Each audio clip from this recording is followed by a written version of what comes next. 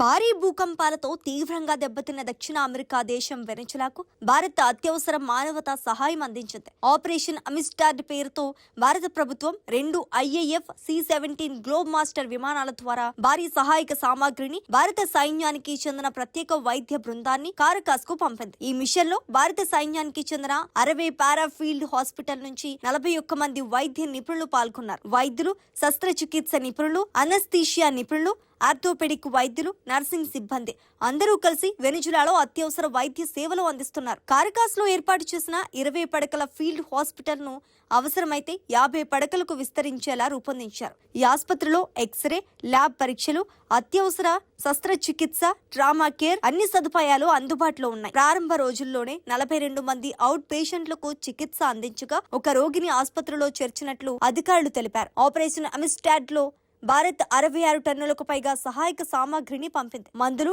వైద్య పరికరాలు, అత్యవసర సహాయక సామాగ్రి, అలాగే త్వరగా ఏర్పాటు చేయగలిగే వైద్య యూనిట్లను కూడా పంపింది. భారత్ కు వెనిజులాతో భౌగోళికంగా ఎలాంటి సరిహద్దు లేదు, రాజకీయ ప్రయోజనం కూడా లేదు. అయినా మానవత్వం కోసం వేల కిలోమీటర్ల దూరంలో ఉన్న దేశానికి సహాయం అందించడం భారత్ విదేశాంగ విధానంలోని వసుదైవ కుటుంబకం స్ఫూర్తిని ప్రతిబింబిస్తోంది. ఇంతకు ముందు కూడా నేపాల్ భూకంపం, టర్కీ భూకంపం, శ్రీలంక ఆర్థిక సంక్షోభం, మయన్మార్ ప్రకృతి విపత్తుల సమయంలో భారత్ ఇదే విధంగా సహాయం అందించింది. సంక్షోభ సమయంలో సరిహద్దులు కాదు, మానవత్వమే ముఖ్యమని మరోసారి ప్రపంచానికి చాటి చెప్పింది భారత్. ఆపరేషన్ అమిస్టాడ్ కేవలం ఒక సహాయక చర్య కాదు, భారత్ ప్రపంచానికి అందిస్తున్న స్నేహం, సహకారం, మానవత్వానికి ప్రతీక.